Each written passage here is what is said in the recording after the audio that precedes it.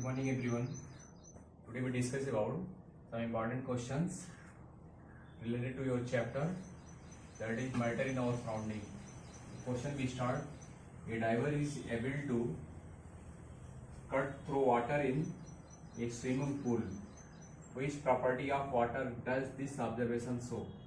ये कह रहा है एक डाइवर है, गोताखोर, is able to cut through water in swimming pool. वो वाटर को क्या कर सकता है, स्विमिंग पूल में वाटर को क्या कर सकता है, कट कर सकता है. Which property of water does this observation. तो मैटर की कौन सी प्रॉपर्टी जो है इस ऑब्जर्वेशन को शो कर रही है. तो आप ये याद रखिए, जैसे इमेजिन करिए आपका ये स्विमिंग पूल है,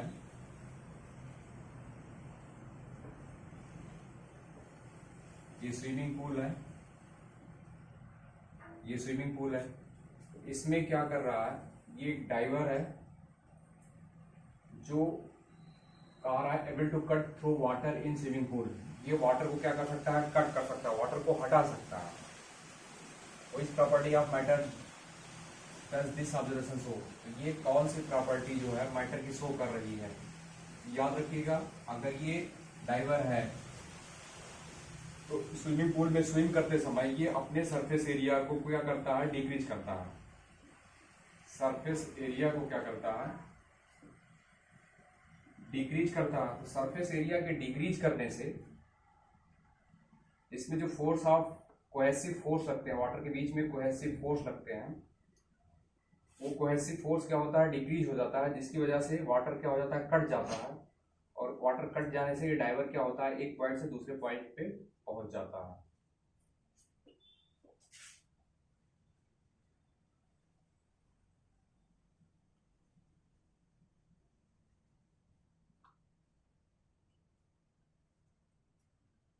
इसका मतलब ये है कि अगर ये डाइवर क्या कर रहा है, एक पॉइंट से दूसरे पॉइंट पहुंच रहा है और वाटर को कट करके, तो इसका मतलब ये है कि डाइवर अपनी सरफेस एरिया को घटाता है, जिससे फोर्स ऑफ अट्रैक्शन जो वाटर मॉलिक्यूल के बीच में लग रहा हो वो कैंसिल हो जाए और एक पॉइंट से दूसरे पॉइंट पे पहुंच जाए. इसका मतलब ये प्रॉपर्टी स्विमिंग पूल में जो वाटर को कट कर रहा है डाइवर, अपनी सरफेस एरिया को क्या करके, डिक्रीज करके, ये शो कर रहा है कि वाटर के बीच में कोहेसिव फोर्स क्या कर रहा है, काम कर रहा है. तो यहां लिखा हुआ है the diver uses streamline action. Streamline action से याद रखिएगा, मतलब ये है, स्ट्रीम लाइन एक्शन का मतलब होता है सीधा. इसलिए फॉलो कर रहा है क्योंकि वो अपनी सरफेस एरिया को घटाना चाहता है, to cut through water. This reduces the surface area. ये क्या करता है, अगर स्ट्रीमलाइन मोशन को फॉलो करेगा तो वो सरफेस एरिया को क्या करता है, खुद की सरफेस एरिया को रिड्यूस करता है, जिसकी वजह से विद लेसर एफर्ट, कम एफर्ट से ही is able to overcome the cohesive force existing between water molecule. कम फोर्स के ही एफर्ट से, कम फोर्स लगाने से ही वो उसका जो वाटर के बीच में जो कोहेसिव फोर्स लग रहा होता है between water molecule, thus the observation show the presence of cohesive force between water molecule. ये आपका आंसर है.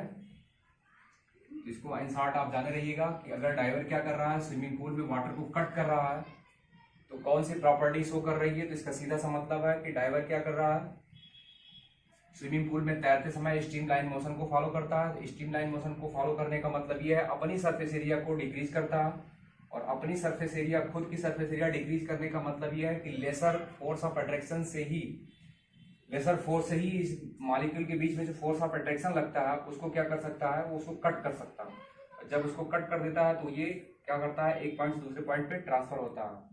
तो ये स्ट्रीम लाइन मोशन को फॉलो करने का मकसद यही है कि लिक्विड में जो फोर्स ऑफ अट्रैक्शन काम कर रहा है उस फोर्स ऑफ अट्रैक्शन को क्या कर दे, ओवरटेक कर दे, या मतलब ओवरकम करे, जिसकी वजह से एक पॉइंट से दूसरे पॉइंट पे पहुंच जाए.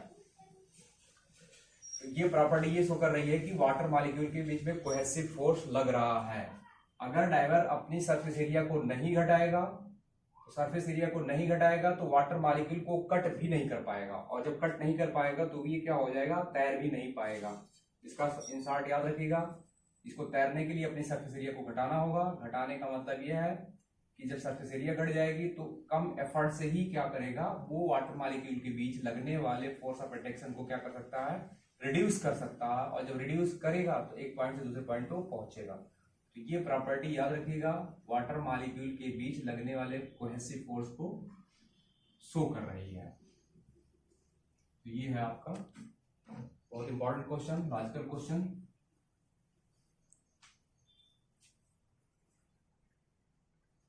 Next question we discuss we can existing move our hand in air, but to do the same through a solid block of wood we need a karate expert।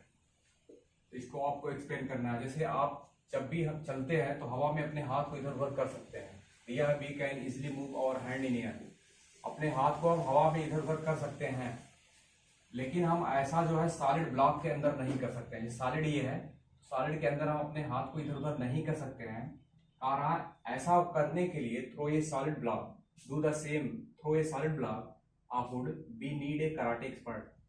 तो सॉलिड में अपने हाथ को इधर उधर घुमाने के लिए आपको कराटे एक्सपर्ट की जरूरत पड़ती है। क्यों? इसका सीधा सा मतलब यह है कि हवा में क्या होता है, आप जानते हैं, अगर ये एयर है, ये लिक्विड है और ये सॉलिड है, जो फोर्स ऑफ अट्रैक्शन होता है, फोर्स ऑफ अट्रैक्शन हवा में मिनिमम होता है, लिक्विड में हवा से ज्यादा होता है, और सॉलिड में फोर्स ऑफ अट्रैक्शन क्या होता है, बहुत ज्यादा होता है। तो फोर्स ऑफ अट्रैक्शन जो एयर होता है less than liquid, force of attraction of liquid is less than force of attraction of the solid. तो आप याद रखिएगा जो फोर्स ऑफ अट्रैक्शन मिनिमम होना, मिनिमम का मतलब यहां याद रखिएगा नेग्लिजिबल है। नेग्लिजिबल मतलब कुछ नहीं, एयर में कोई फोर्स ऑफ अट्रैक्शन काम नहीं करता है, नेग्लिजिबल होता है। तो हम अपने हाथ को क्या कर सकते हैं, इधर उधर क्या कर सकते हैं, घुमा सकते हैं, move our hand in air. लेकिन सॉलिड में हम अपने हाथ को इधर उधर नहीं कर सकते हैं। इसका सीधा सा मतलब है कि इसमें फोर्स ऑफ अट्रैक्शन क्या होता है, मैक्सिमम होता है। फोर्स ऑफ अट्रैक्शन मैक्सिमम का मतलब यह है कि इसके मॉलिक्यूल, दूसरी चीज है फोर्स ऑफ अट्रैक्शन मैक्सिमम होता है, और जो आपके पार्टिकल होते हैं inter molecular space, inter particle distance बोल सकते हैं, डिस्टेंस इज मिनिमम। तो force of attraction maximum, inter particle distance minimum, ये दो रीजन हैं जिसकी वजह से हम क्या कर सकते हैं, सॉलिड ब्लॉक में अपने हाथ को इधर उधर कम नहीं कर नहीं सकते हैं। इसके लिए हमें कराटे एक्सपर्ट की जरूरत पड़ती है। कराटे एक्सपर्ट करता है क्या है कि जो force of attraction in molecule के बीच में लग रहा है, उससे ज्यादा फोर्स ऑफ ब्रेक करने के लिए, उससे ज्यादा फोर्स क्या कर सकता है, ये क्या कर सकता है, क्रिएट कर सकता है, जिसकी वजह से सॉलिड के जो पार्टिकल हैं वो क्या हो सकते हैं, दूर दूर हो सकते हैं। तो याद रखिएगा, कराटे एक्सपर्ट का मतलब सीधा सा मतलब यह है कि हम कराटे एक्सपर्ट ऐसा कर सकता है। क्यों कर सकता है? क्योंकि जो इसके बीच में फोर्स लगते हैं सॉलिड मॉलिक्यूल के बीच में, सॉलिड पार्टिकल के बीच में, उस फोर्स ऑफ अट्रैक्शन को क्या कर सकता है, ये कराटे एक्सपर्ट क्या कर सकता है, न्यूट्रल कर सकता है। और न्यूट्रल अगर कर देगा तो सॉलिड मॉलिक्यूल क्या हो जाएंगे, थोड़ा सा बिखर जाएंगे, दूर दूर हो जाएंगे, और ये अपने हाथ को इस इधर उधर कर सकता है। तो इसका सीधा सा मतलब ये है, इसका answer due to force of attraction maximum in solid molecule and interparticle distance is minimum in solid molecule, karate expert do the same through a solid block when we can easily move our hand in air। तो ये आपका है second answer.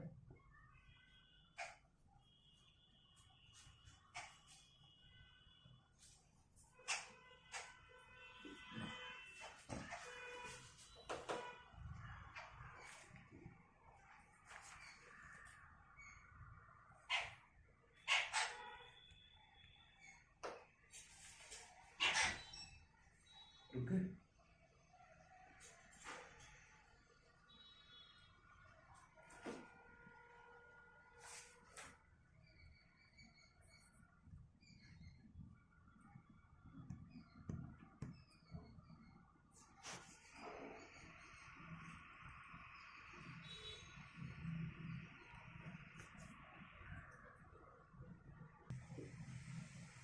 Question है we can easily move our hand in air but to do the same through a solid block of wood we need a karate expert।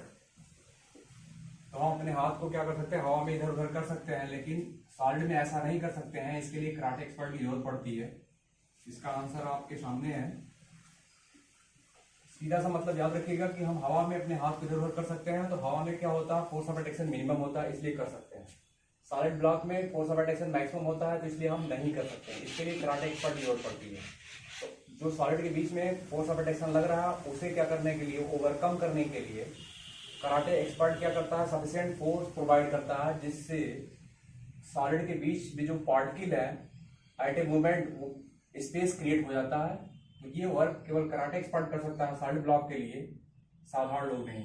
ये आपका answer है। Air is mixture of gases in which cohesive force are very weak. Cohesive force याद रखिएगा, जो liquid के बीच लगे force लगते हैं लिक्विड मॉलिक्यूल के बीच में, उसी का नाम क्या है, कोहेसिव फोर्स है। Air is a mixture of gases in which cohesive forces are very weak, therefore we can easily move our hand in air. On the other hand, wood is a solid in which the constituent particles are held together by strong interparticle forces। याद रखिएगा, solid के बीच में intermolecular forces strong होते हैं, air के बीच में intermolecular forces week होते हैं। The movement of hand through a solid block would therefore require considerable effort, considerable effort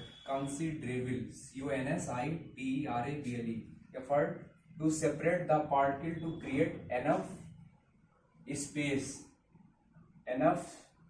free space for the movement of hand through it.